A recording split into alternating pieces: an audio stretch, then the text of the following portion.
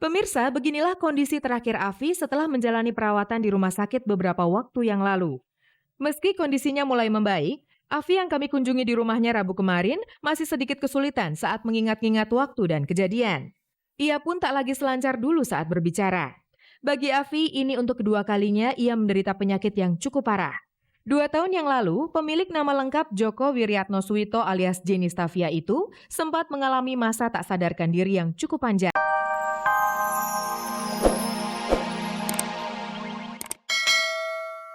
Jenazahnya aja belum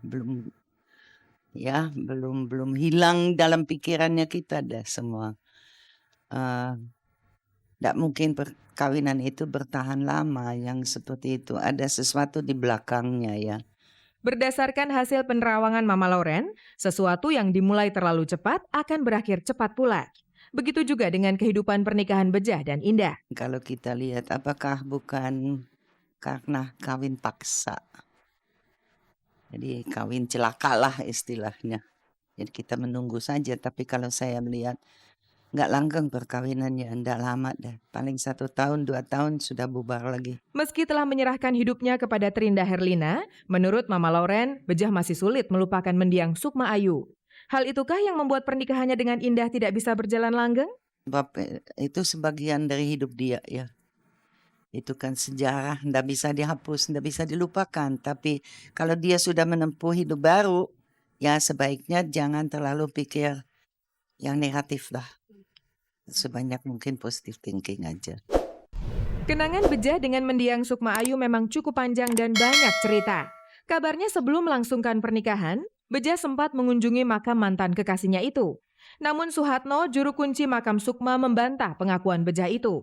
Tapi ia punya cerita menarik seputar mendiang Sukma Ayu beberapa saat sebelum Bejah melangsungkan pernikahan. Menurut Suhanto yang sehari-hari bekerja sebagai penjaga kuburan di kawasan Ciomas, beberapa hari sebelum Bejah melangsungkan pernikahan, makam Sukma Ayu didatangi oleh seorang pria asal Palembang. Pria yang pernah ditolong oleh Sukma Ayu saat nyaris mengalami kecelakaan itu mengaku didatangi oleh mendiang Sukma Ayu lewat mimpinya. Menurutnya, Sukma meminta agar ia menyampaikan pesan kepada Bejah. Ada pesanan, cuman kita belum sampai ngobrol aja. Ya mungkin sekarang suruh cari yang lain lagi gitu mungkin. Ya istilahnya dia kan utang budi lah, nyawanya diselamatin sama almarhum. Lewat mimpi, mendiang Sukma Ayu menitipkan pesan agar Bejah melupakan dirinya dan segera mencari pengganti. Jika Bejah telah menemukan cinta yang baru, mendiang Sukma juga berpesan agar mantan kekasihnya itu segera menikah. Sudah 3 kali dia bilang dapat impian gitu itu, makanya jauh-jauh nyari satu. Udah lama nggak ketemu almarhum, dengar-dengar udah meninggal langsung ke sini sama nyampaikan amanatnya gitu. Entah mimpi sekedar bunga tidur ataupun pesan yang benar-benar harus disampaikan, yang pasti sebelum menerima pesan itu, Bejah telah menemukan pengganti mendiang Sukma Ayu dan mengakhiri kesendiriannya.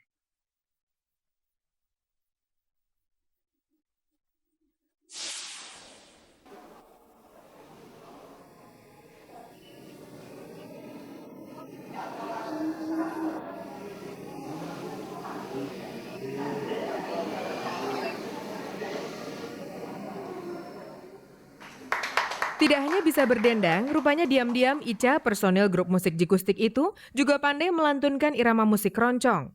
Dengan fasih, Ica yang beberapa waktu lalu meluncurkan album solo bertema rohani, menyanyikan lagu keroncong diiringi oleh para pemusik keroncong asal daerah Yogyakarta. Melihat para pemusik yang mengiringinya bernyanyi, jelas musik keroncong bukanlah musik yang populer di zaman Ica tumbuh. Bahkan bisa dibilang keroncong biasanya hanya dinikmati oleh kaum tua saja. Makanya sedikit mengundang decak kagum juga saat Ica yang biasanya akrab dengan musik-musik pop kreatif bersama grup band Jikustiknya mampu dengan cengkok yang pas mendendangkan musik khas Indonesia itu. Kebenaran kakek saya dulu pemain gitar dan pemain biola keroncong. Jadi saya setidaknya pernah mendengar keroncong lagi kecil. Mendengar, mencoba, dan akhirnya menyanyi. Gitu-gitu aja sih, tapi nggak pernah. Kalau yang keroncong nggak pernah ikut perlombaan atau apa gitu. Melihat darah seni di bidang musik keroncong yang turun-temurun di keluarga Ica, tidak heran kalau ia pun akrab dengan jenis musik yang satu itu. Sejak kecil ia pun kerap ikut berlatih saat sang kakak sibuk mempersiapkan diri untuk mengikuti festival musik keroncong. Meski keroncong telah mendarah daging pada diri Ica, ia belum berniat membuat album keroncong. Sampai saat ini biarlah alunan keroncong yang dinyanyikannya itu dinikmati seorang diri. Hal lain yang belum berniat ia lakukan dalam waktu dekat ini adalah bermain sinetron. Meski tawaran untuk yang satu itu bukan sekali dua kali ia terima, tapi jawaban Ica tetap, ia belum tergugah untuk mencoba. Dulu sih saya nggak pernah mau ya, karena pertama saya juga ngerasa saya juga nggak pede, saya nggak bisa main kok, maksudnya nggak bisa acting gitu. Dan yang kedua juga ini bukan bidang saya gitu, saya ngapain maksain gitu.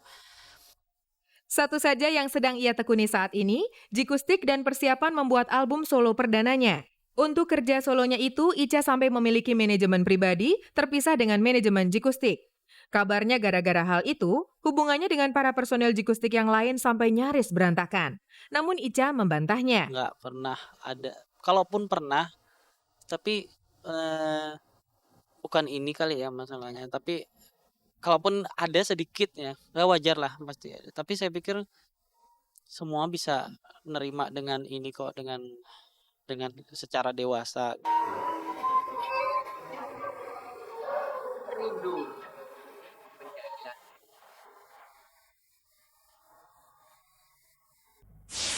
Tak ada kabar yang tak kami kabari. Berikut pilihan kabar yang khusus kami hadirkan untuk menemani Anda di sore hari ini.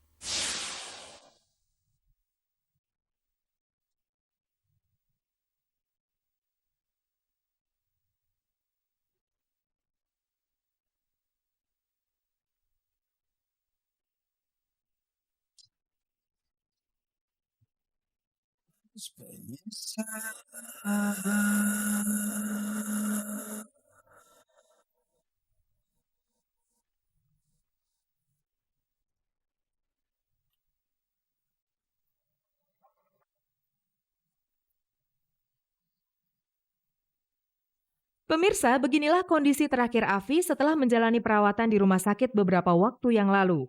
Meski kondisinya mulai membaik, Afi yang kami kunjungi di rumahnya Rabu kemarin masih sedikit kesulitan saat mengingat-ingat waktu dan kejadian. Ia pun tak lagi selancar dulu saat berbicara. Bagi Afi, ini untuk kedua kalinya ia menderita penyakit yang cukup parah. 2 tahun yang lalu, pemilik nama lengkap Joko Wiryatno Suwito alias Jenny Stavia itu sempat mengalami masa tak sadarkan diri yang cukup panjang. Meski telah terbebas dari ruang perawatan dan cekikan biaya rumah sakit yang cukup menguras kantong, Afi masih mengalami sedikit gangguan ingatan alias amnesia. Tapi ia mengaku baik-baik saja. Bukan amnesia, ambil dong. Yang dirasakan sakit panas dalam. Sebenarnya udah nggak sakit, hanya nggak mau makan. Hanya itu, sama sekali nggak mau makan. Udah 5 hari dia nggak makan. Gitu, nah itu yang bikin dia lemah. Sempat juga terdengar kabar tidak sedap seputar penyakit yang diderita Afi hingga ia harus bolak-balik menjalani perawatan di rumah sakit. Afi dikabarkan mengidap virus HIV positif. Namun kabar tersebut dibantah olehnya. Dari dulu memang diisukan, tapi ternyata enggak. Itu yang aja Tuhan yang itu ya. Sikap Afi yang belum kembali normal sempat membuat Mami Marina, ibunda Afi, sedikit khawatir. Terakhir, Afi meminta kepadanya untuk diantar mengunjungi semua teman baiknya. Dia minta jalan-jalan ke teman-temannya. Nah, Mami udah khawatir kok apa dia mau pamitan semua teman. Hanya teman baiknya yang saya bawa, Novi. Dia minta ke Krisdayanti, minta ke Tata Dado, minta semua, tapi saya belum bisa kabulkan karena saya nggak ada uang untuk taksi. Harapan Mami Marina, Afi bisa kembali sehat seperti semula. Untuk mewujudkan harapannya itu, selain berdoa, ia hanya bisa memberi dorongan dan semangat kepada Afi agar kondisinya kembali pulih. Bila aku mati, kau juga mati. Walau tak ada cinta, sehidup semati. Salam buat pemirsa semua. Pemirsa. Tidak Tidak terasa 30 menit sudah berlalu dan kebersamaan kita berakhir sampai di sini. Saya Usi dan segenap kerabat kerja mohon diri dari hadapan Anda.